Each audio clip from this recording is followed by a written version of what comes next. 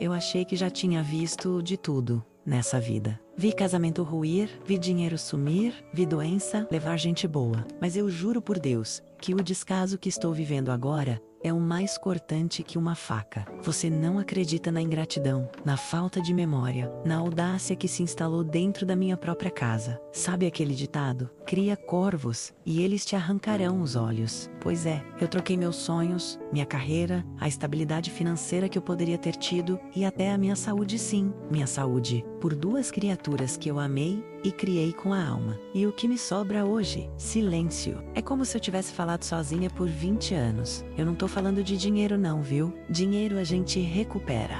Eu estou falando de atenção, de um olhar de carinho. Na idade que estou, eu só queria o conforto de saber que o sacrifício valeu a pena. Mas não minha filha. É como se eu fosse um móvel antigo que eles não sabem onde enfiar. Eu não joguei na cara de ninguém o que eu fiz. Nunca precisei disso. Mas quando você se vê pedindo um copo d'água e a resposta é um peraí que dura a tarde inteira, e esse peraí é dado por quem você colocou o mundo nos pés, aí a gente vê quem realmente é quem. Misericórdia. Você precisa entender a dimensão do que eu abri mão. Não foi pouca coisa, não. Foi uma renúncia calculada, que no fim, foi tratada como se fosse minha obrigação menor e mais insignificante. Eles esqueceram de onde vieram, esqueceram das noites que eu passei em claro, esqueceram do emprego que eu larguei, esqueceram daquela cirurgia de emergência que eu precisei adiar só para o caçula não faltar à prova. Eu preciso que você escute a história desde o começo, para que você entenda a profundidade desse abismo. Eu não sei se isso é normal, como dizem por aí, ou se é apenas o reflexo de filhos sem caráter que eu criei. Mas uma coisa eu garanto, essa mágoa tem nome, sobrenome e endereço. Vou te contar tudo agora, para você entender onde eu tava com a cabeça. Minha filha, você tem que voltar 25 anos no tempo. Eu era uma mulher com ambições, viu? Não era dessas que só queria saber de casa. Eu gostava de trabalhar, tinha meu dinheirinho, tinha planos de fazer uma PS graduaca que estava prometida. Mas aí veio o primeiro. Uma criança, você sabe como é. Uma benção, uma alegria sem tamanho. E aí veio o segundo, logo em seguida. E foi aí que o bicho pegou. Meu marido, Deus o tenha, era um bom homem, trabalhador, mas completamente alheio às necessidades do dia a dia. Ele saía cedo e voltava tarde. Quem ficava com a responsabilidade? Adivinha? A mãe, sempre a mim.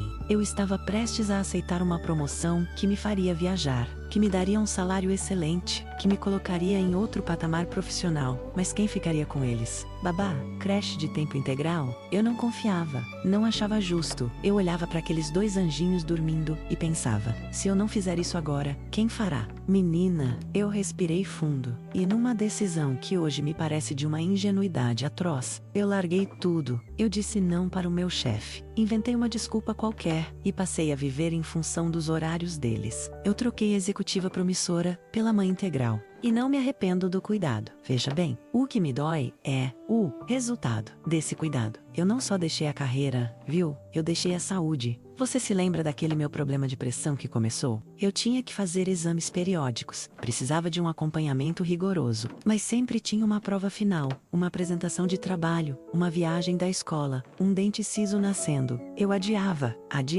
e adiava de novo. Eu dizia pra mim mesma, primeiro eles, depois eu. Esse era o meu mantra. Eu estava sempre cansada, sempre correndo mas e sória. Eu sorria, porque acreditava que estava plantando uma semente de amor e reconhecimento que me renderia frutos lá na frente. Eu abri mão da minha terapia, das minhas amigas, das minhas leituras. Se eles precisassem de R$ 50 para um passeio, eu tirava do meu próprio tratamento dentário. Eu nunca reclamei, juro que nunca reclamei em voz alta. Eu pus a mão no fogo por aqueles dois. Eu era a base, o alicerce, a muralha de proteção. E o pior é que eles viram. Eles não são cegos. Eles viram a mãe esgotada, mas sempre presente. Eles viram o sacrifício financeiro que fazíamos para que eles tivessem o melhor tênis, o melhor cursinho, a melhor melhor viagem de formatura. Eu fazia de tudo para que a vida deles fosse suave. E é aí, nesse contexto de doação absoluta e silenciosa, que o tapa vem mais forte, minha amiga. Porque quando você se esgota para dar a eles uma vida que você nunca teve, você espera, no mínimo, a lembrança disso.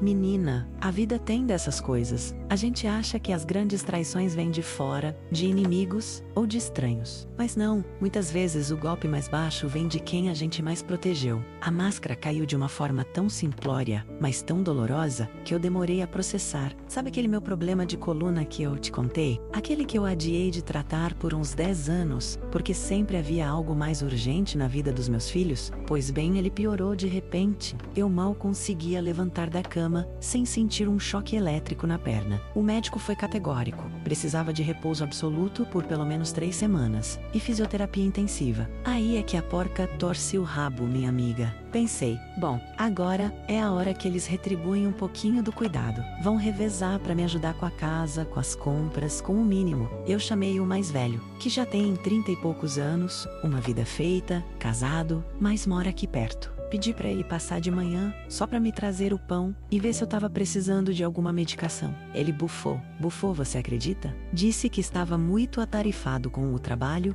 e que a esposa dele estava estressada demais para ele assumir mais responsabilidade. Responsabilidade, meu filho? Você sabe o que é responsabilidade? Eu pensei, mas fiquei calada. Engole a seco. Aí tentei a caçula. Ela, que sempre foi a mais mimada, a mais apegada. Ela está na faculdade, morando num apartamento que eu e o pai alugamos, para ela ficar mais perto do campus, para ela não pegar trânsito. Veja bem, o grau da minha doação. Liguei para ela, a voz fraca, contando do repouso. Ela me deu um ai, que chato, mãe. E a próxima coisa que ela perguntou foi se eu ia conseguir depositar o dinheiro da mensalidade dela a tempo, porque o prazo estava apertado. Misericórdia. O meu problema de saúde virou uma nota de rodapé no cheque dela. A ficha caiu naquele momento. Não era só falta de tempo, era falta de empatia, de memória, de gratidão. Era como se a minha dor fosse um inconveniente na agenda deles, uma chatice. Eu deitada, imóvel, sentindo dor, e eles agindo como se eu estivesse pedindo um favor exorbitante, um peso que não lhes cabia. Eu comecei a chorar ali, sozinha, não pela dor física, mas pela dor na alma. Foi como se eu olhasse para trás e visse todos aqueles anos de sacrifício queimando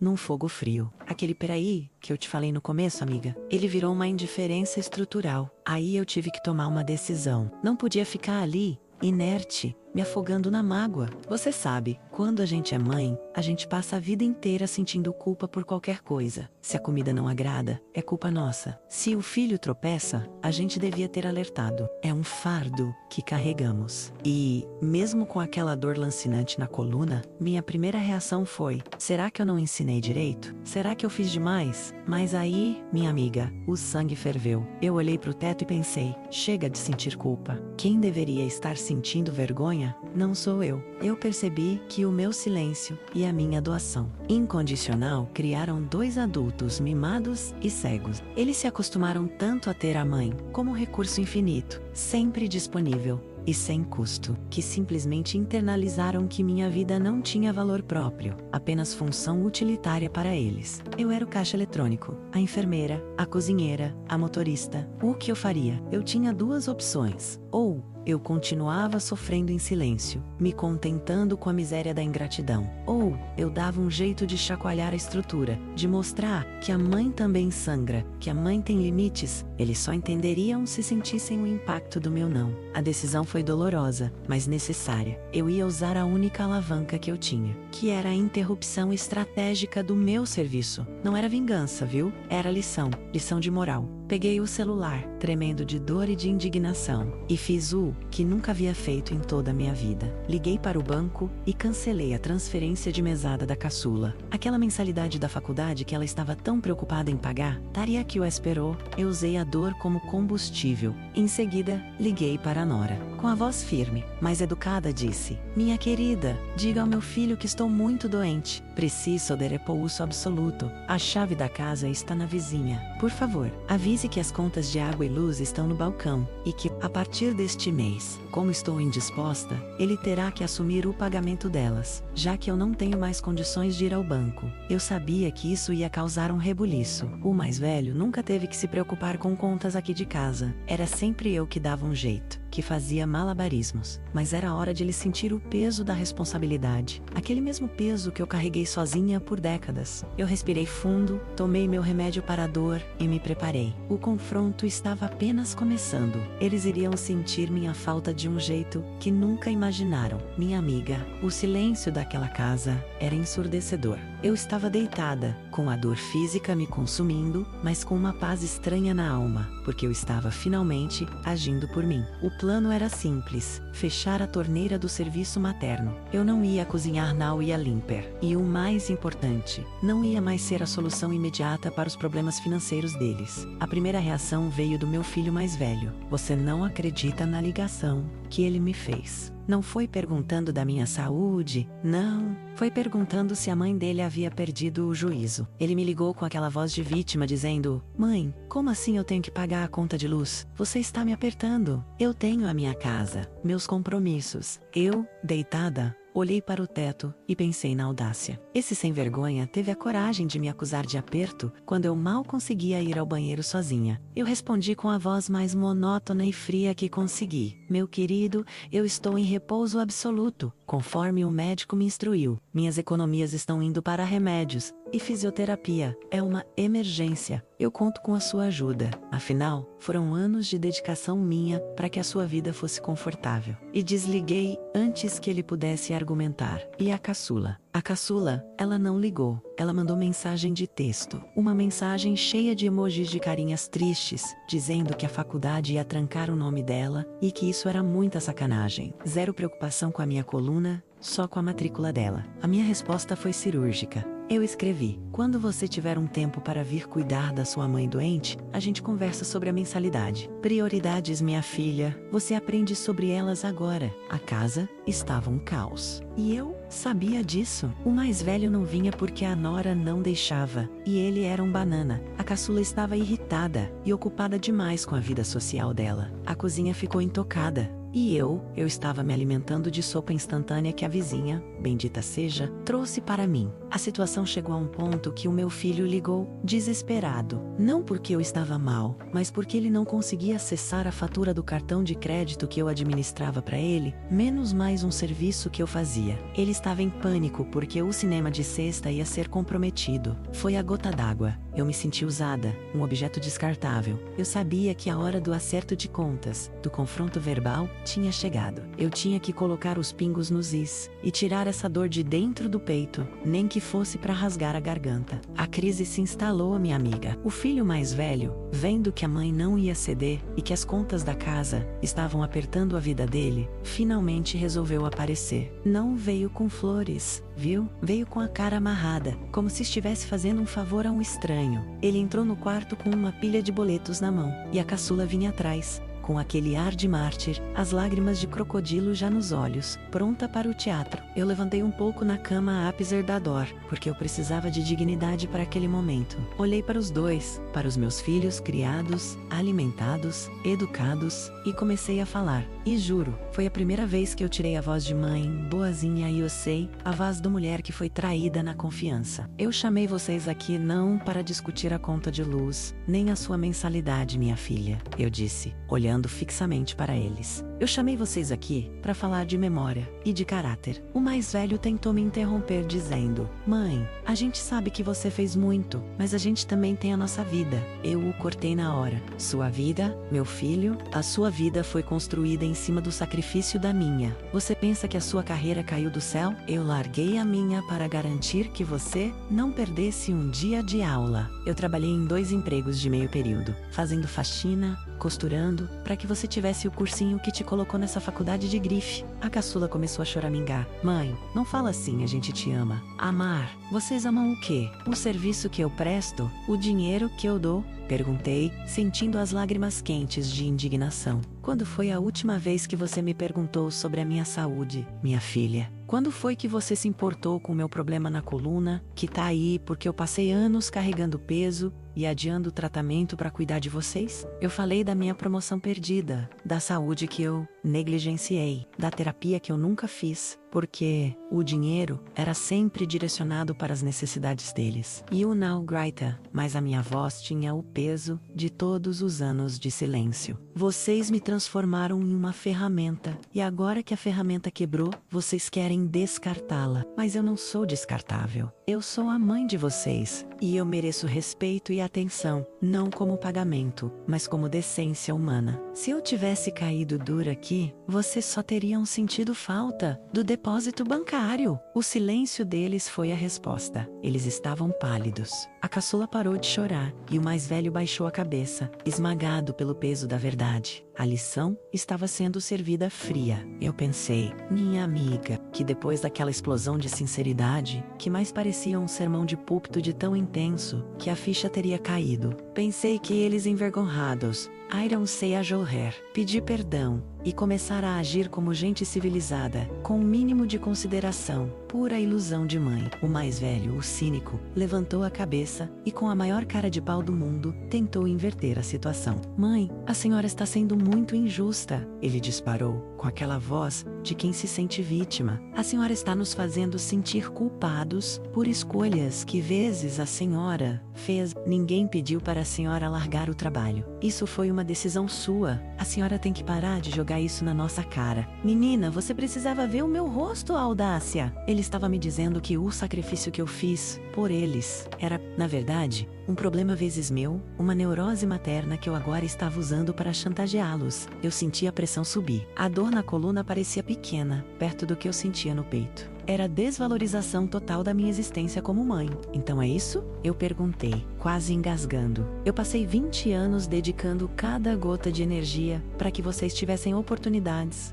saúde e felicidade. E você me diz que foi uma escolha unilateral minha? Que o meu cuidado e a minha renúncia não têm valor, porque não foram solicitados formalmente. A caçula, vendo que o irmão estava perdendo, resolveu se meter com a tática da vitimização de novo. Mas mãe, a senhora sempre disse que fazia tudo por amor, e agora a senhora está agindo como se fosse obrigação a gente retribuir. Isso é chantagem emocional. Chantagem emocional, o cafajeste. E a ordinária, me acusando de chantagem. Eu, que nunca pedi nada além de um telefonema. Foi aí que eu perdi o resto da paciência. Eu apontei para a porta e disse, chega. Saíam da minha casa Sion os dois. Vocês não precisam de mim, vocês precisam de um espelho. Voltem para a vida de vocês, para as contas de vocês, para as preocupações de vocês, e voltem quando vocês conseguirem enxergar a mulher que está deitada nessa cama e o que ela representou na vida de vocês. Até lá, a porta está fechada. A caçula tentou implorar pelo dinheiro de novo. Eu nem respondi, simplesmente virei o rosto. O mais velho ficou vermelho de raiva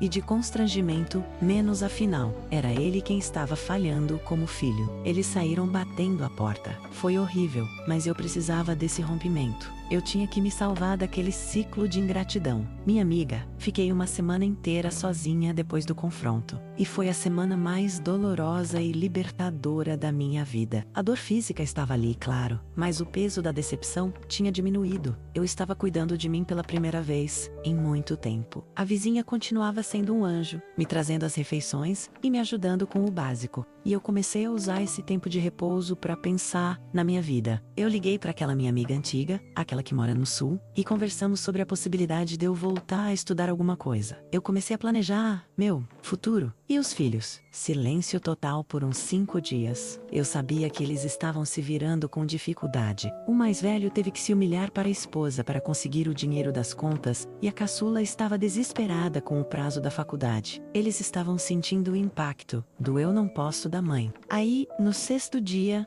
o telefone tocou. Era a caçula. Não era uma mensagem de emoji, não. Era uma ligação. E o tom era completamente diferente. Mãe, a senhora está bem? Ela perguntou. com a voz embargada. Eu não fui mole. Estou melhorando, minha filha. Mas repouso é repouso. E a sua mensalidade? Ela chorou de verdade dessa vez, viu? Não era choro de teatro. Mãe, eu passei 2 dias tentando trabalhar para conseguir o dinheiro. Eu percebi o quanto a senhora faz por mim, sem eu sequer agradecer. Eu sinto muito, muito, não pelo dinheiro, mas pela forma como eu tratei a senhora. E ela continuou. Eu vim aqui, mas a senhora mandou a gente embora. Eu fiquei na porta. Eu não sabia o que fazer. Eu respirei fundo. O coração apertou, mas eu mantive a linha dura. Arrepender-se é o primeiro passo, minha filha. A gratidão não é uma obrigação que se paga com dinheiro. É uma atitude. Eu não quero o seu dinheiro. Quero a sua presença e o seu respeito. Aí, o mais velho apareceu. Ele veio pedir desculpas. Não foi aquela desculpa fria de quem foi pego. Foi uma desculpa de quem realmente se deu conta. Ele me ajudou a levantar, me levou à fisioterapia e pela primeira vez, ele perguntou sobre o meu antigo trabalho. Ele estava realmente interessado na minha história, não apenas nas contas dele. O alívio foi perceber que eu não tinha criado 2 monstros irremediáveis. Apenas 2 adultos preguiçosos e mal acostumados. O susto, o corte do cordão umbilical financeiro e de serviço,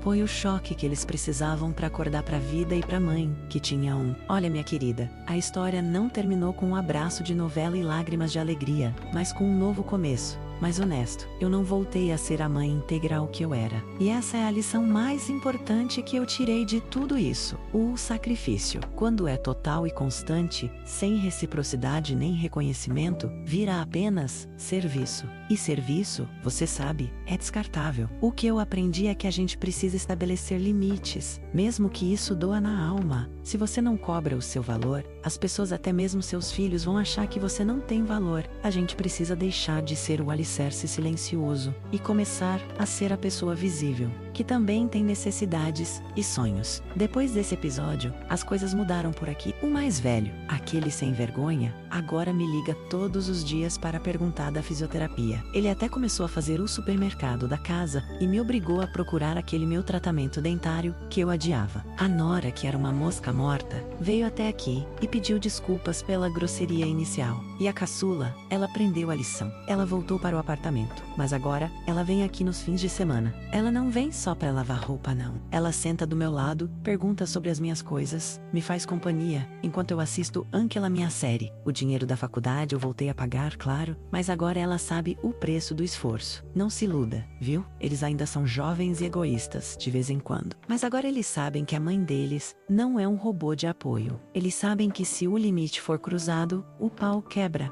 E eu aprendi que a minha saúde e os meus sonhos não podem ser negociados em nome da ingratidão alheia. Então, minha amiga, se você está na mesma situação, abrindo mão da sua vida em silêncio e sentindo que ninguém nota, eu te digo, pare de se anular. Não jogue na cara deles o seu sacrifício, mas faça eles sentirem o peso da ausência dele. Cobre atenção, cobre presença. Não por dinheiro, mas por decência. A gente merece viver a nossa vida, depois de tudo que a gente fez. E se a gente não lutar por isso, ninguém vai lutar. Pense nisso, com carinho. E agora, vamos tomar mais um cafezinho, que a história me deu sede.